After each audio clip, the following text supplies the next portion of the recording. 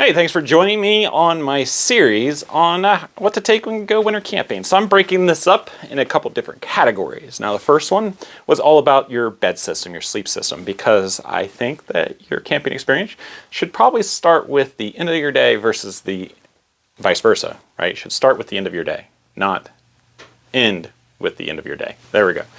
And it goes all back to the comfort, right?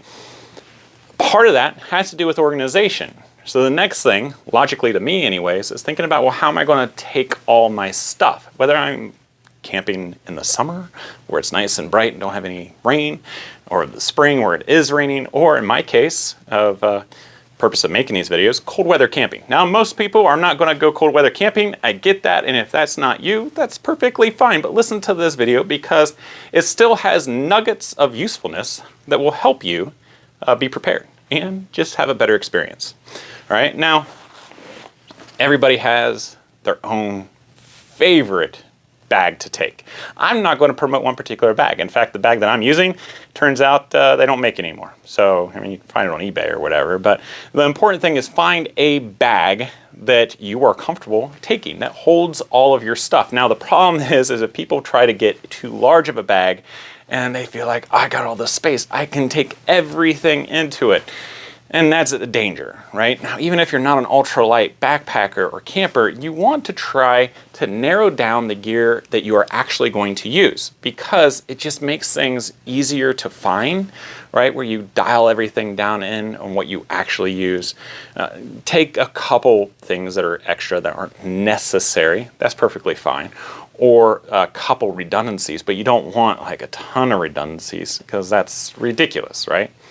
And it's also just a lot of weight that you have to carry. Even if you're car camping, man, that can just be a pain. You're like packing all this stuff in your car. You're like, why am I even doing this? And then that's not the worst part. The worst part is when you get home and you're tired, but you had a good time and you have to unpack all that stuff and you have to tend to it and make sure that things gets washed or repaired or what have you, right?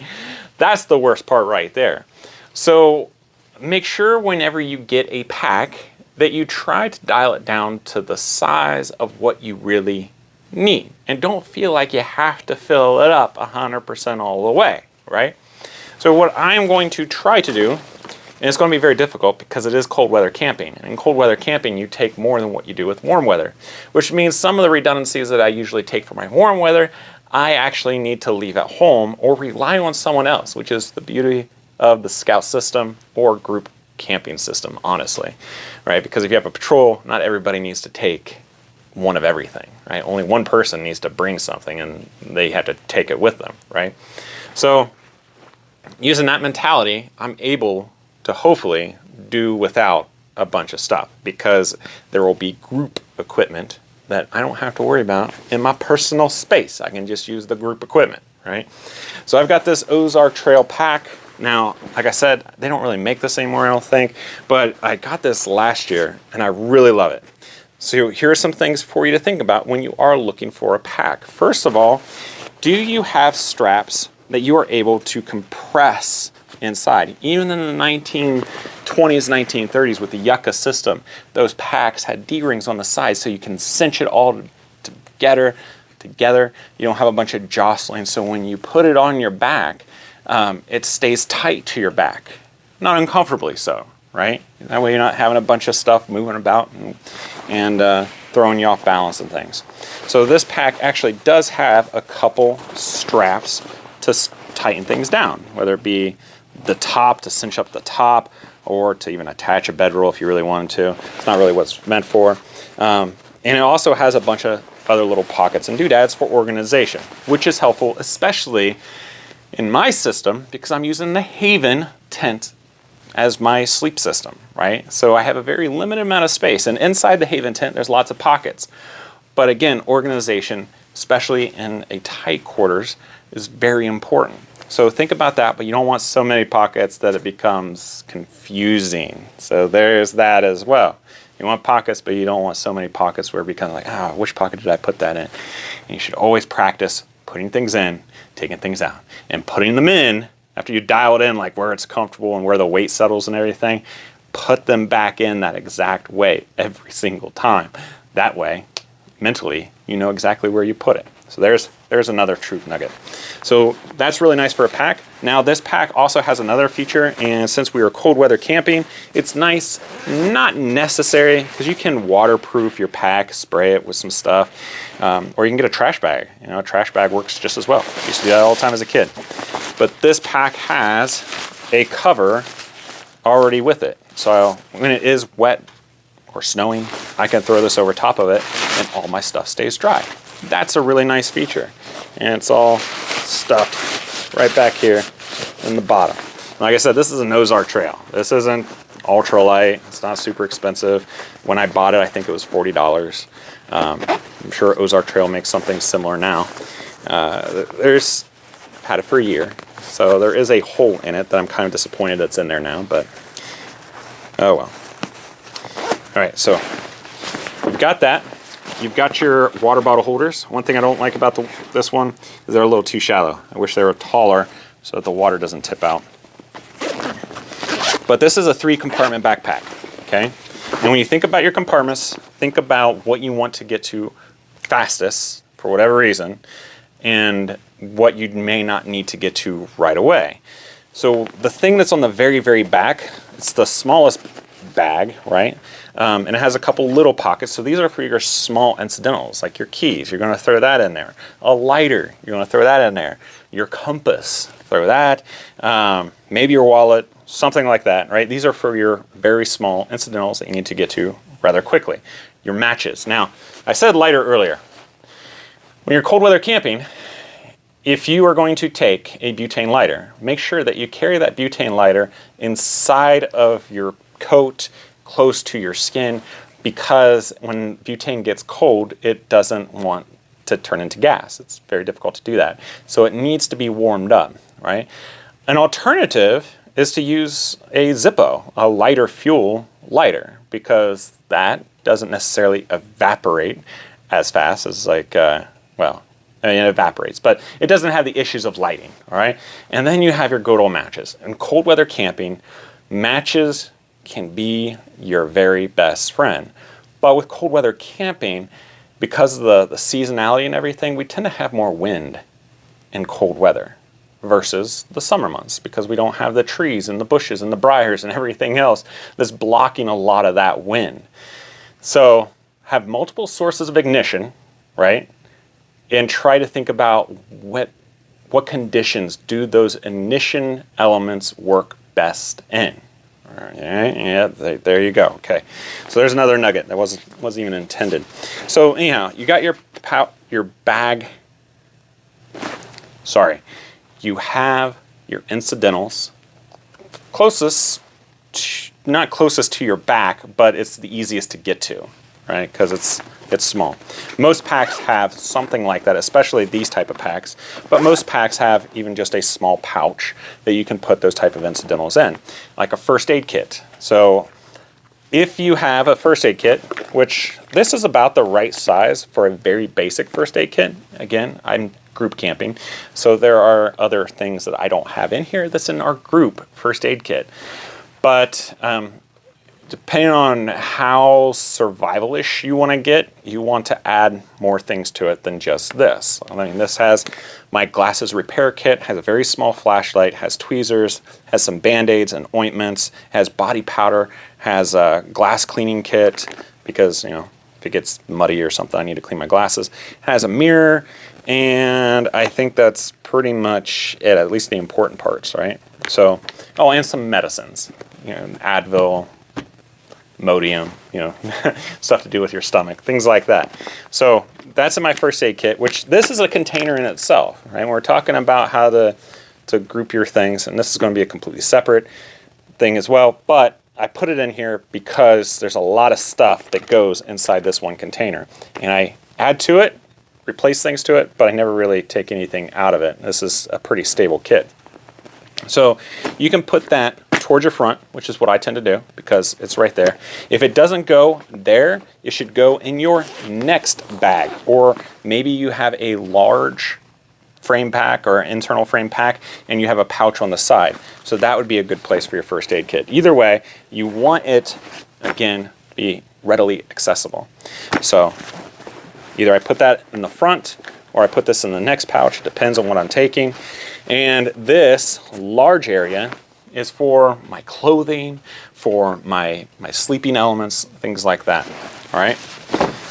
So there's your pack. Think about that. Straps, pockets to help you keep organized. This one's got several pockets, like a map pocket here. It's got a little pocket on both sides, so I can put my wallet or my keys on that, or I can put my compass in my pocket, or yeah, my pocket watch. I could put a watch on there, or my pocket knife, things like that. All right. Another thing to consider about straps or bags before I move on to the other stuff is a chest strap and a waist strap. Those type of elements, especially depending on how much weight you're going to put in and how it all kind of sits, is going to make your packing it in or packing it out a lot more comfortable and versatile. All right. So yeah, there's your bag. I'm taking a modern bag because I'm modern camping and I'm in a very enclosed space. I know I can strap this and this, I have a system for it, along my ridge line. So this can sleep inside my space with me, and it can put it down at the foot end, or I can bring it back up, take whatever I need out, or put it on my lap and then take whatever I need out, and then I can just zip it back down. Okay, so this is what I use when I'm using my Haven tent. The next thing I think we're going to do is some dry bags, okay? Now, you can get dry bags that either have a one-way valve, which makes it really easy to compress compression sacks down, get all the air out so it takes up less space. But having a dry bag, especially when you're doing wet weather camping, whether you're canoeing, kayaking, or cold weather where you're going to deal with snow, it's going to be really important. Plus, you can use these for survival things as well. They don't weigh a whole lot, and they're waterproof. These ones are cheap. These ones are outdoor products, and they came as a kit. I think there's a smaller bag that even came with it. But, yeah, a couple different sizes for a couple different things. This is how you're going to organize your stuff, right? And keep it dry. You can also use a Ziploc bag. You know, Ziploc bags work just fine. I used them all the time as a scout.